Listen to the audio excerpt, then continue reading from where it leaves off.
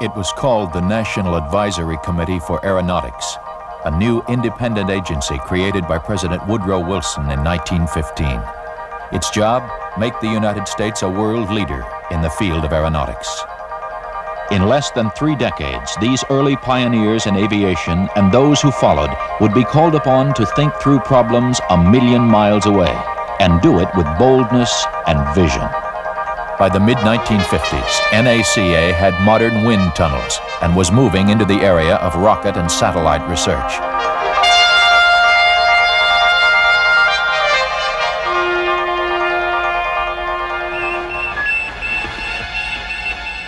Then on October 7, 1957, the U.S. and the rest of the world were greeted by the sounds of Sputnik 1.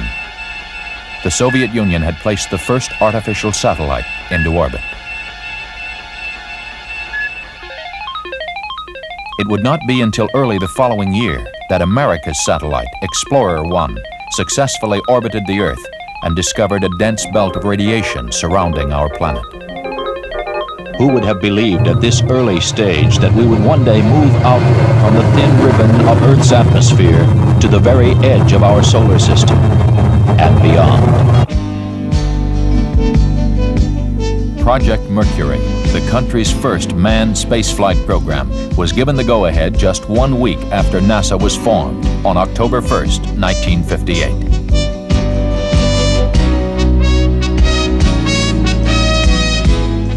Seven test pilots were selected to become astronauts.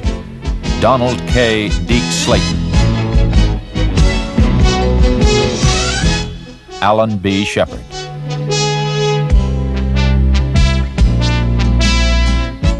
Walter M. Schirra, Virgil I. Gus Grissom, John H. Glenn, Jr., Leroy Gordon Cooper, and Malcolm Scott Carpenter. The 7 new astronauts spent months and months undergoing rigorous testing and training.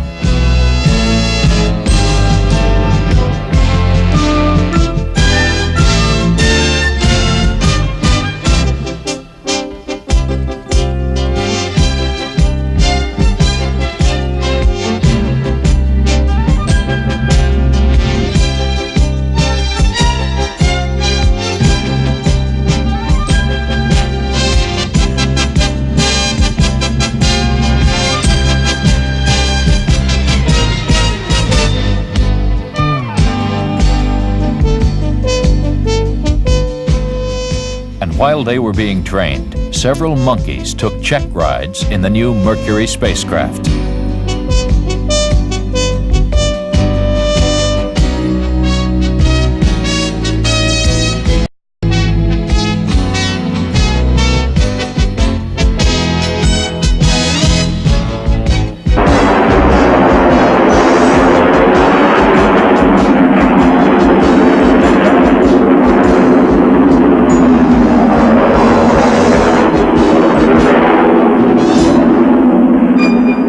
Meanwhile, the orbiting of unmanned satellites became more and more commonplace, and weather watchers like Tyros found a permanent place in our daily lives by improving weather forecasting capabilities.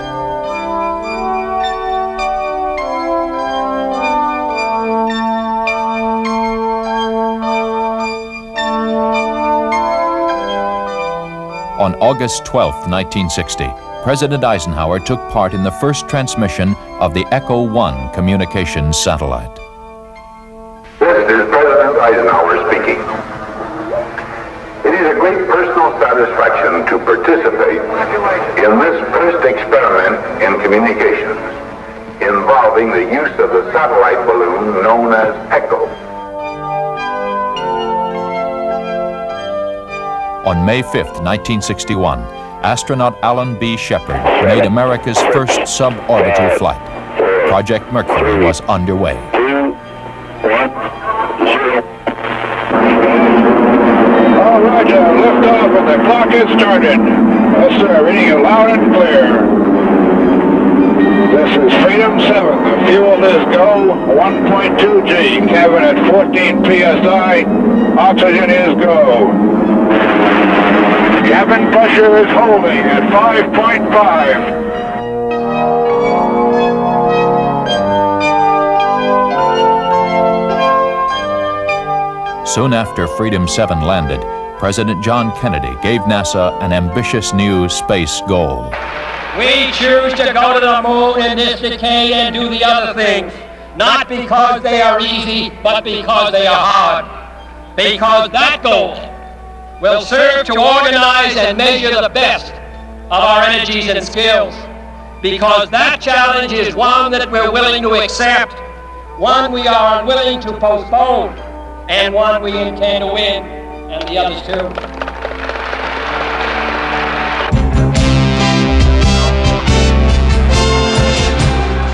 After Alan Shepard and Gus Grissom's test flights, 4 other American astronauts orbited the Earth in Mercury spacecraft, starting with John Glenn.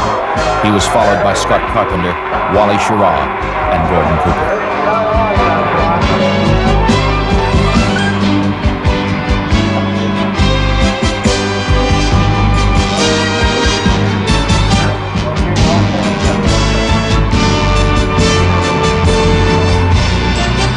Blinking high level light. You are go. Water systems, go. Range operations. Mercury capsule, go. All pre-start panel lights are correct. The ready light is on. Eject Mercury umbilical. Oil evacuate. Mercury umbilical clear. Mercury evacuate. Lights on. All recorders to fast. T-minus 18 seconds and counting engine start. May the we with be with you, Thomas. 8, 7.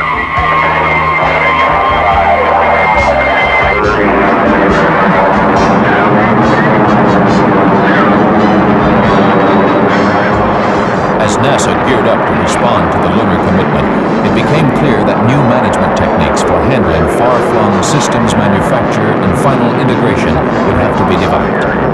Clear also was the fact that state-of-the-art electronics and computers would be pushed to the limit.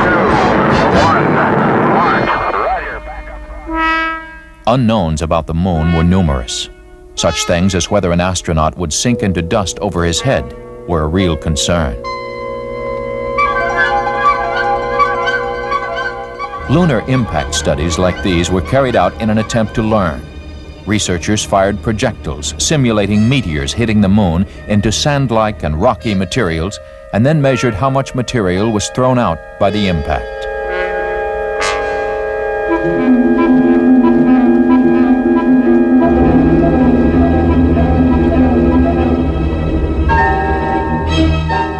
This animation shows how scientists believed the huge crater Tycho was formed on the moon, a crater 54 miles wide.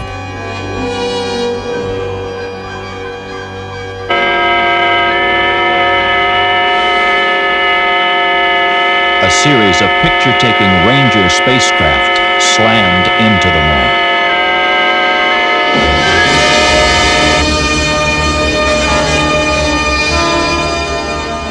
Then, 5 lunar orbiters photographed over 90% of the moon's surface, including the never-before-seen backside.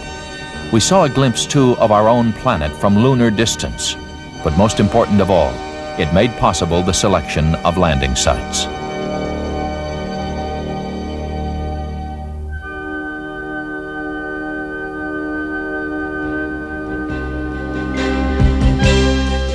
Six Surveyor spacecraft made soft landings on the moon over a 2-year period. A robot arm dug a trench. Lunar soil was like wet sand. Men and equipment could safely land there.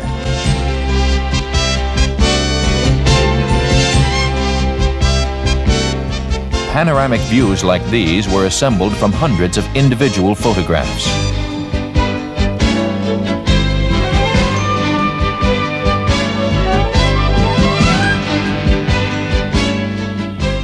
Communications via satellite exploded into a whole new industry.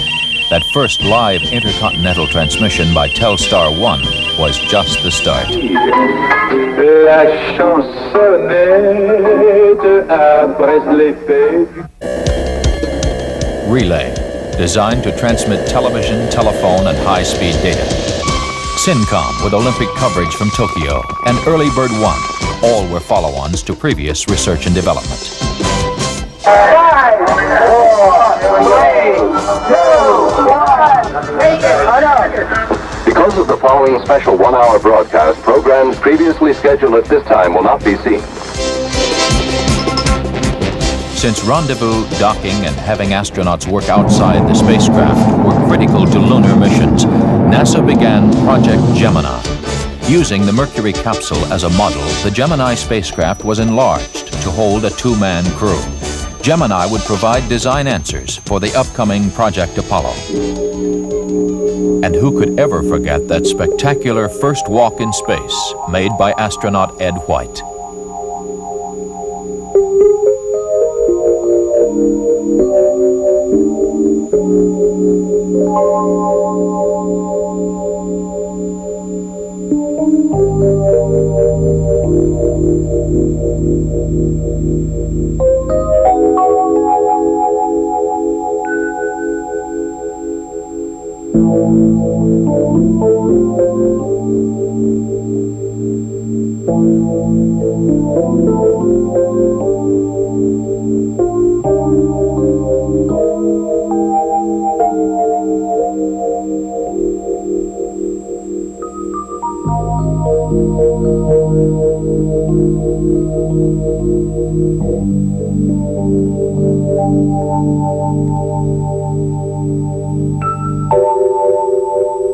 Ten times pairs of astronauts flew into orbit, walking in space, rendezvousing, and docking.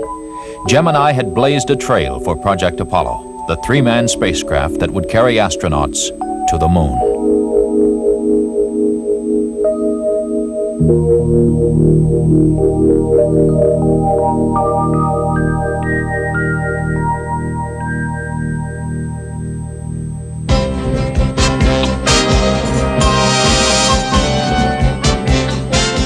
More than 8 years were poured into designing, building, testing, and preparing astronauts, rockets, and spacecraft for the first lunar landing.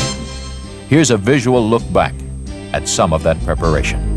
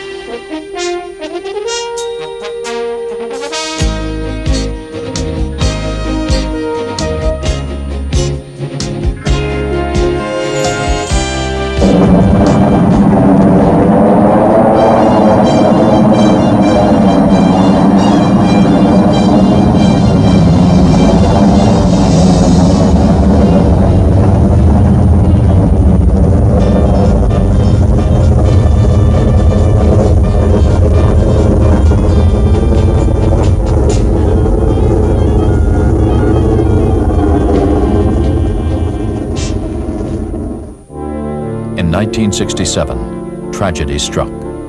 The nation mourned the loss of the crew that would have flown the Apollo spacecraft on its maiden voyage. Astronauts Gus Grissom, Ed White, and Roger Chaffee died in a flash fire as they were conducting pre-flight tests on the launch pad. The manned flight schedule was delayed 18 months as the command module underwent redesign.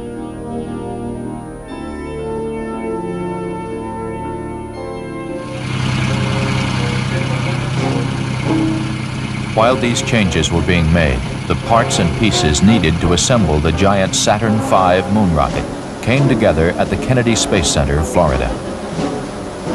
Everything associated with the Saturn V was huge. The rocket itself, the building where it was assembled, and the crawler transporter that carried it to the launch pad. The fully loaded Apollo Saturn V was 363 feet tall. Its main engines alone generated 160 million horsepower, and its fuel pumps pushed fuel to the engines with the force of 30 diesel locomotives. As Saturn V lifted off Launch Complex 39 for the first time, it weighed more than 2,800 tons.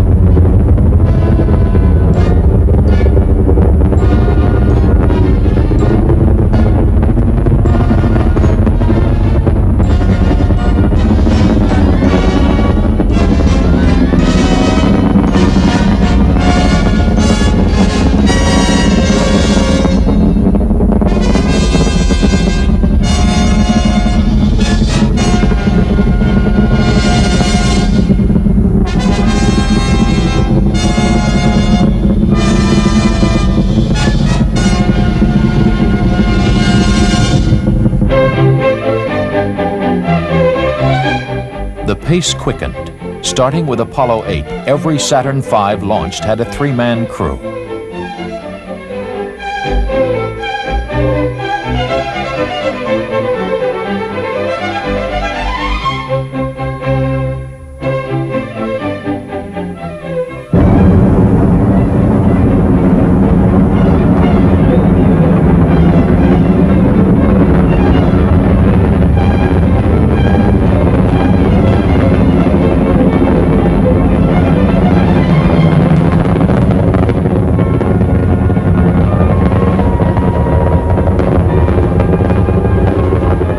Two days before Christmas in 1968, astronauts Borman, Lovell, and Anders became the first humans to pass out of Earth's gravitational control and into that of another body in the solar system, the Moon.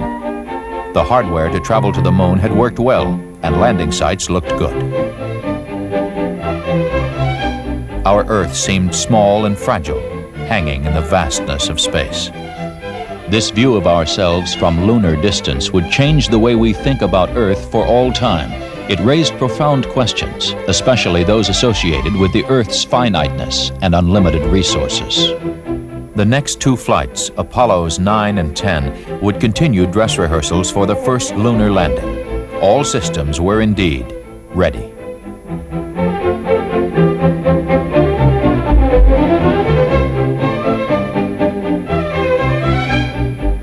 Astronauts Neil Armstrong, Edwin Aldrin, and Michael Collins would make the historic journey. Next stop, Tranquility Base. 2, 1, 0. All engine running. Liftoff. We have a liftoff. 32 minutes past the hour. Liftoff on Apollo 11. Tower cleared. We got a roll program. Neil Armstrong reporting their roll and pitch program, which puts Apollo 11 on a proper heading.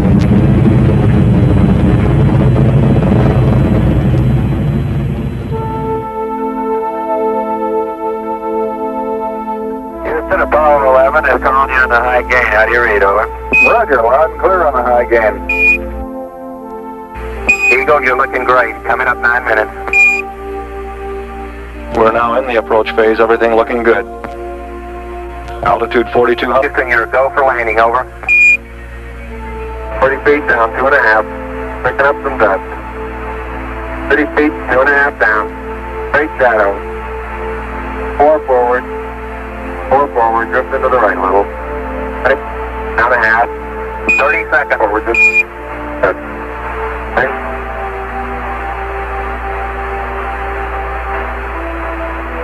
Contact light.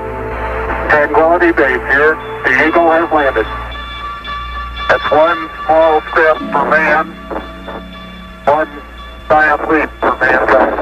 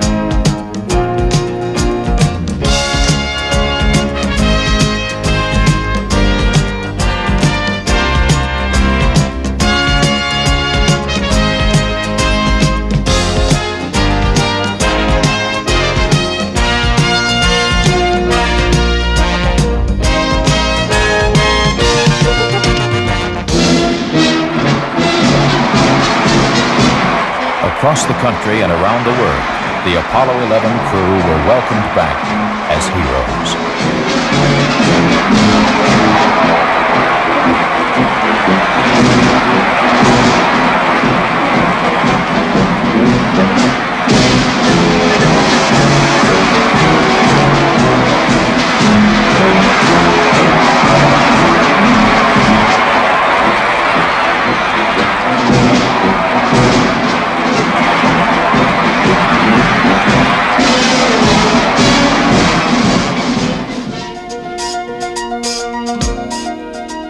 Meanwhile, more than 100 scientists from here and abroad began intensive studies of the lunar samples.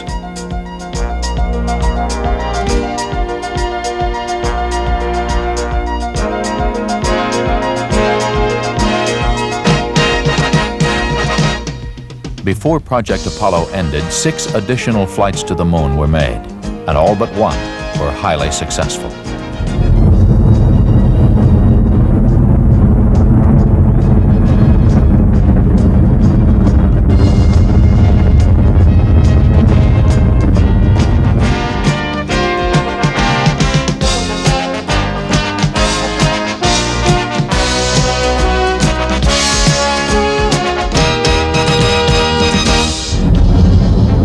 Skylab was the next manned spaceflight.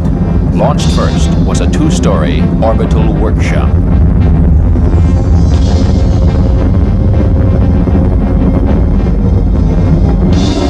Then the first of 3 3-man crews departed to meet, join, and begin living in the orbiting laboratory.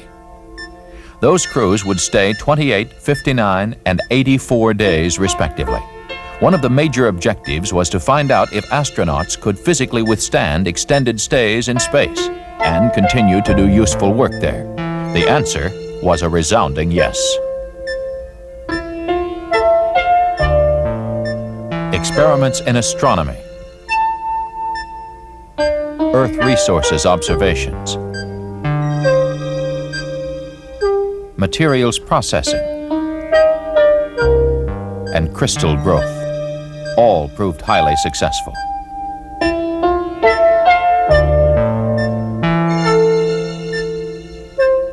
Then ASTP, Apollo-Soyuz Test Project, a joint endeavor between the Soviet Union and the United States.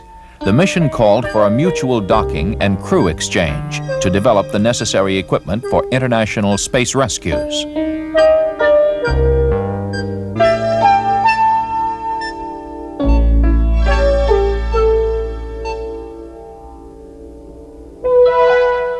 Before, during, and after Apollo, Skylab, and ASTP, NASA's unmanned planetary programs were giving scientists exciting new glimpses into the history of the solar system, from early explorers to the infrared astronomy satellite. 7 Mariner spacecraft flew by the planets Mars, Venus, and Mercury, sending back a stream of pictures and data.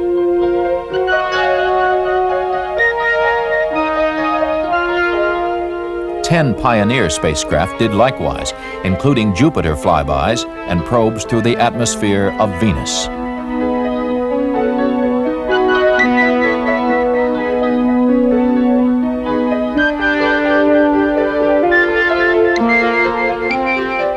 Pioneer 10 became the first man-made object to leave the solar system.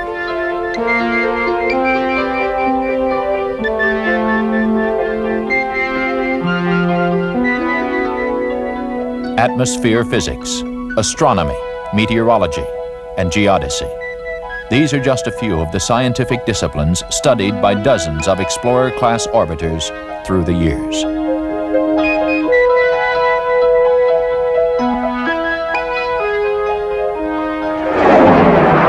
Hundreds of sounding rockets have probed the atmosphere above where balloons are effective, but below the area that satellites fly.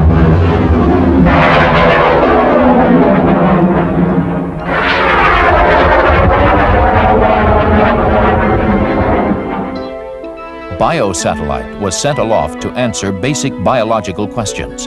Will cells divide normally while weightless? How does zero-G affect plant growth? would radiation and weightlessness be a hazard on long-duration space flights?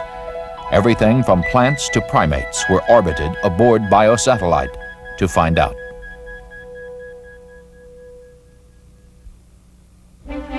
There were the OGOs, orbiting geophysical observatories that blossomed out like giant dragonflies in space. OSO, orbiting solar observatories, studied our sun and its influence on Earth.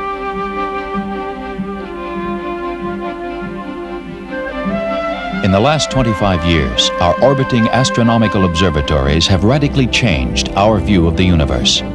We now see a dynamic universe of quasars and black holes and other extraordinary objects, of cataclysmic forces causing the birth and death of stars, of billions of galaxies wheeling in the immensity of space. We looked back at planet Earth with Landsat remote sensing satellites. Crops, forests, pollution, all can be photographed in great detail to help us better manage our Earth's resources.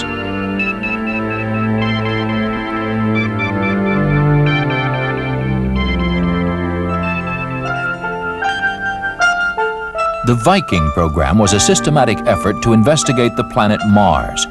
2 separately launched Viking spacecraft, made up of a pair of orbiters that would photograph from above the planet, and twin landers built to descend to the Martian surface, spent 11 months and 420 million miles traveling to the mysterious red planet. The lander's robot arm conducted chemical and biological tests on the soil in a search for life forms. Martian weather and seismic reports were also sent back routinely. Cameras began returning pictures, thousands of pictures.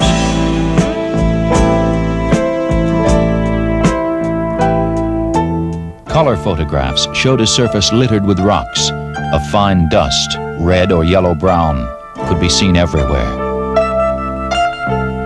We even had a chance to view the 2 moons of Mars, Phobos and Deimos. Viking's complex science and technology were considered to be a triumph equal to the landings on the moon.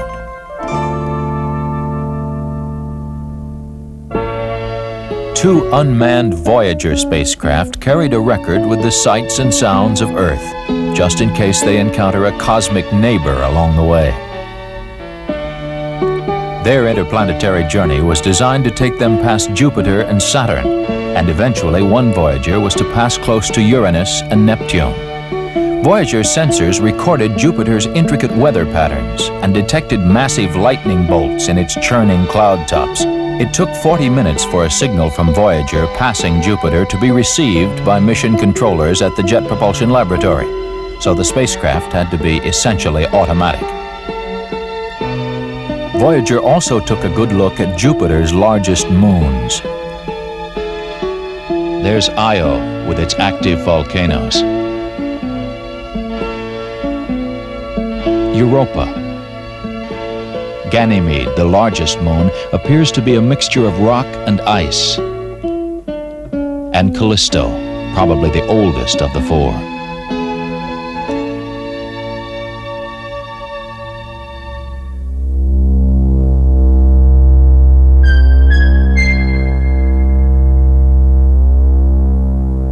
The Voyager's next assignment was to fly by Saturn and its moons.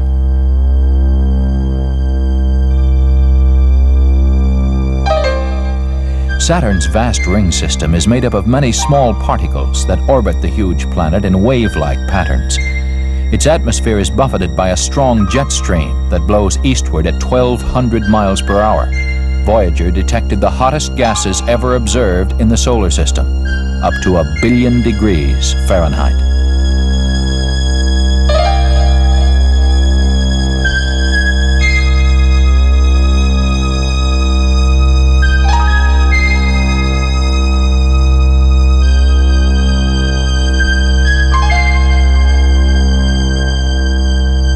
As of now, 2/3 of the planets in our solar system have been explored, and by the end of this decade, we will have explored most of the rest, including Uranus and Neptune.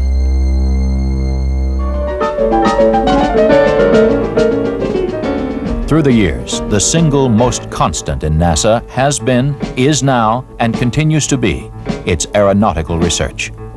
It is a common thread that is woven throughout the agency. It has influenced everything that flies, both on Earth and in space. There is little doubt why this country has been the world leader in things aeronautical.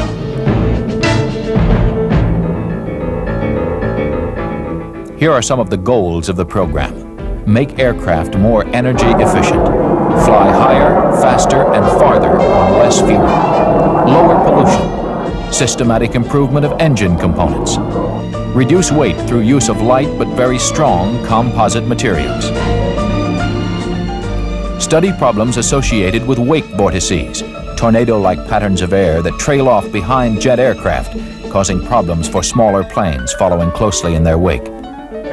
Airplanes are America's leading industrial export, thanks to NASA's research and development programs.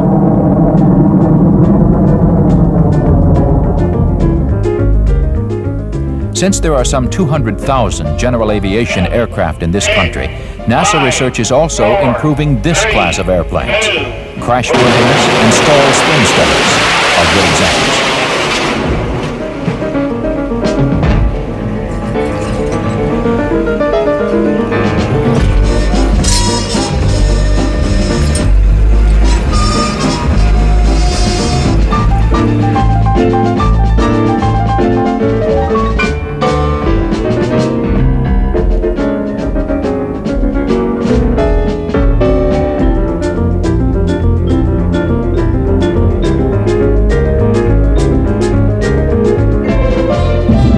The problem of potentially crippling ice formation is also being worked on.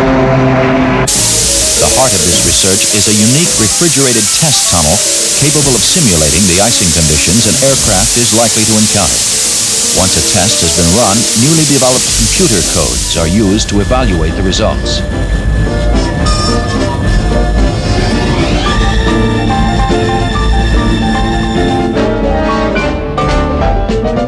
During the early days of manned spaceflight, consideration was given to using a parawing to return astronauts and spacecraft to Earth. While this method was ultimately discarded, it did produce a rather interesting new sport.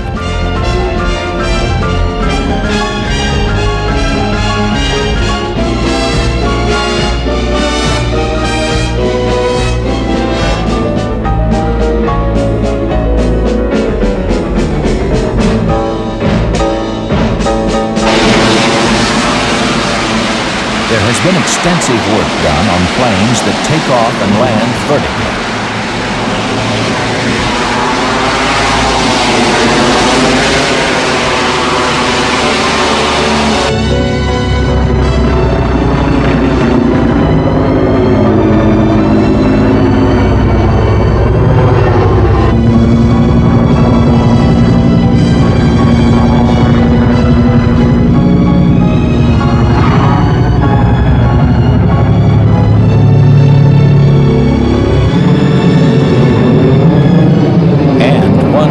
Very short runways.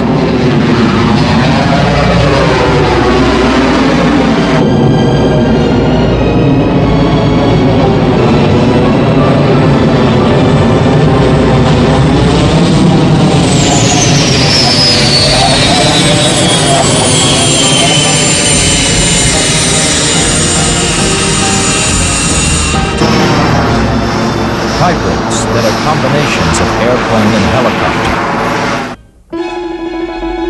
And oblique wing craft that reduce air drag by pivoting the wing at various angles to the plane's fuselage.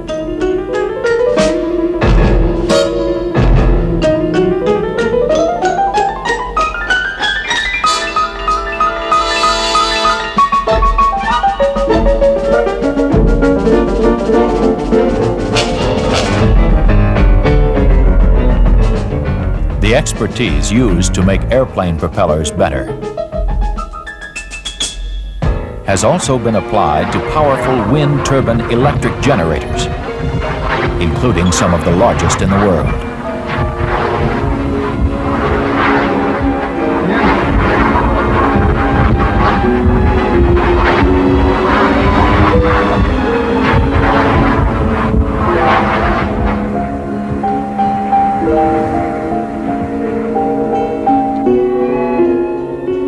NASA's aeronautical research was the seed from which the space program would grow. A prime example of this was the Lifting Body project that began in the early 60s. The combination of wind tunnel tests and actual flights led to the design of the reusable space shuttle.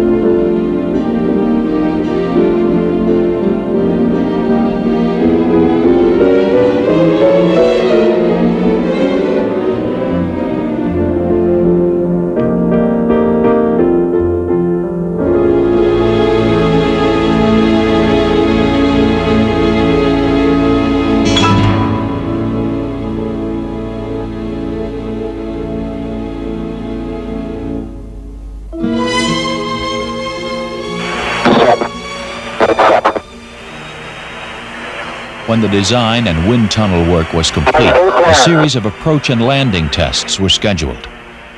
Since the orbiter has no power for landing, its ability to land easily with only one try was critical. Gears coming. See the gear coming. Gears down. 40 feet. 20 feet. 10 feet. 5 feet. 4 feet. 2 feet. 1 foot. Down. The Enterprise's near-perfect landings gave final proof that the shuttle orbiter was a flyable, landable craft.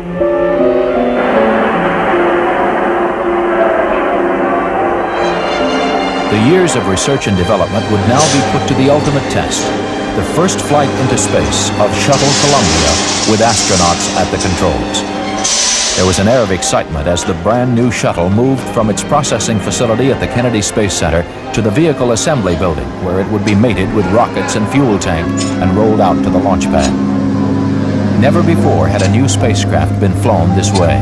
Previous Mercury, Gemini, and Apollos were man-rated in advance, meaning that unmanned flights were flown before putting an astronaut crew on board.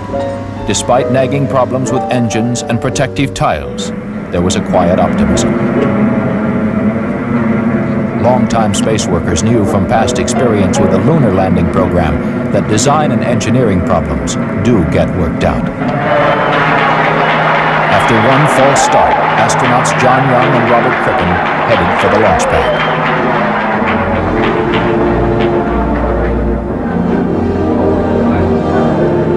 30 seconds.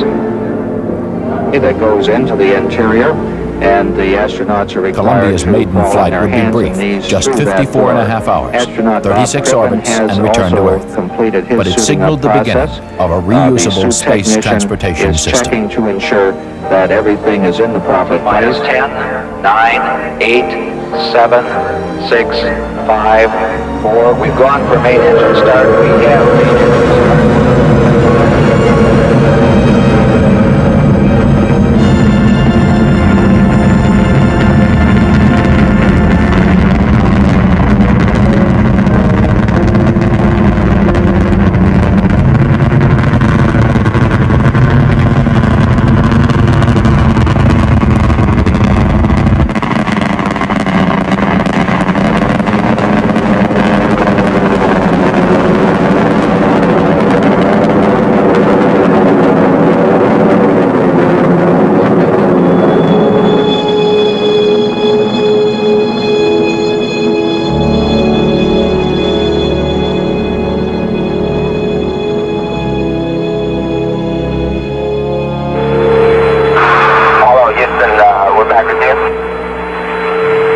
Roger, Columbia. You got your normal Capcom flash now?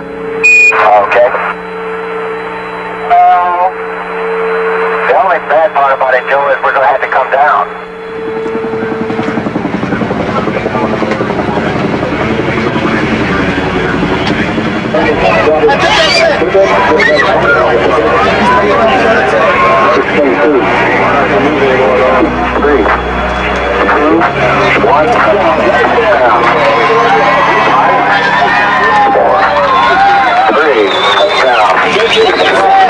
Look at the same! Look at the same!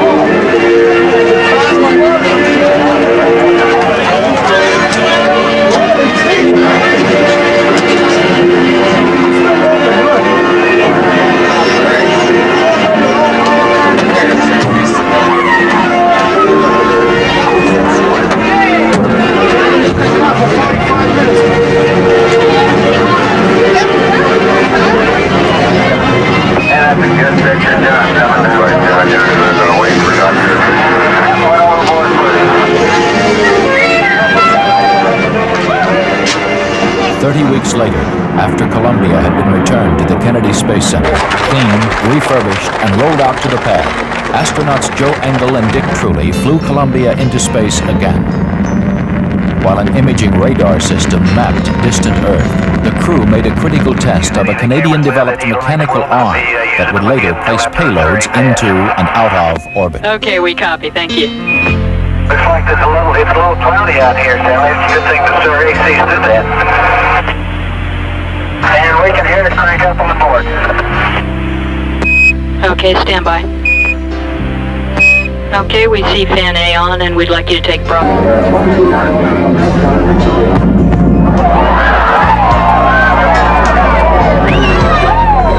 As Columbia landed the second time, the circle was complete. A new generation of space travel had begun.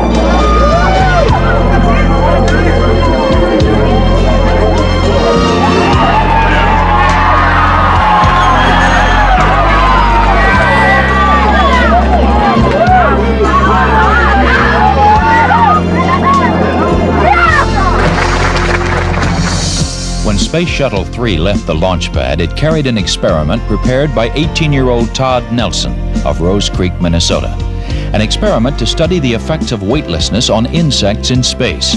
It's called the Shuttle Student Involvement Project and includes NASA, the National Science Teachers Association, and industry sponsors who help transform winning proposals into flight experiments.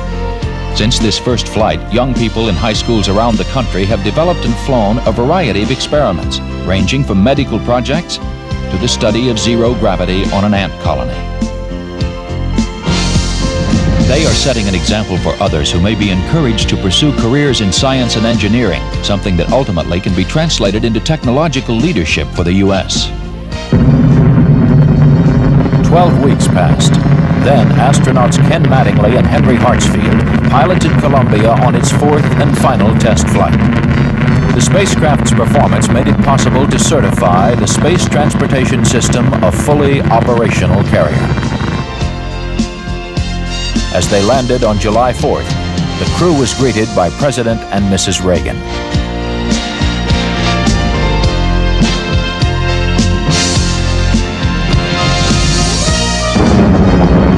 Space Shuttle 5, the first operational flight. 2 commercial communications satellites were hauled into orbit, one for satellite business systems and one for Telesat of Canada. Their deployment was a complete success. If you got it, you'll have it, obviously. I got it. Space Shuttle 6 was the second operational mission and Flight 1 for Challenger, this country's newest spacecraft. After launching a 5,000-pound tracking and data relay satellite from the payload bay, mission specialist astronauts Story Musgrave and Donald Peterson became the first Americans in 9 years to walk in space. Practice needed for satellite repair work. I'm due for my massive article. Rotate around and get it on the right side. Yeah. Big caddy up here where it says tape on the left-hand door. Yeah. Mission 7 carried a crew of 5 into space, including America's first woman astronaut, Sally Ride. Main engine start. Main engine start. And ignition. And liftoff. Liftoff of STS-7 and America's first woman astronaut. And the shuttle has cleared the tower.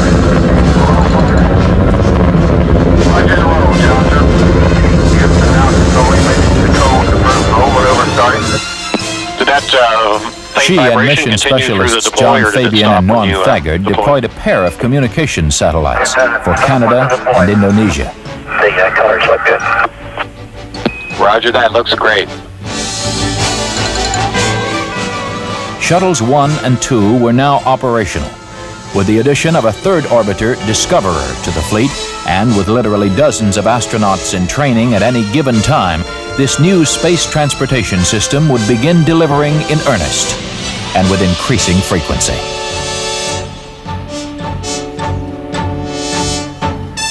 Opening a new era in science is Space Lab, where scientists from around the world work together in a unique international research center aboard NASA's Space Shuttle. Built by the European Space Agency, Space Lab is creating exciting new opportunities for research in all the sciences and is making routine international cooperation a reality. Looking farther ahead, there's the Space Telescope that will expand our vision almost to the edge of the universe. The shuttle gives the United States an unrivaled tool for the practical use of space.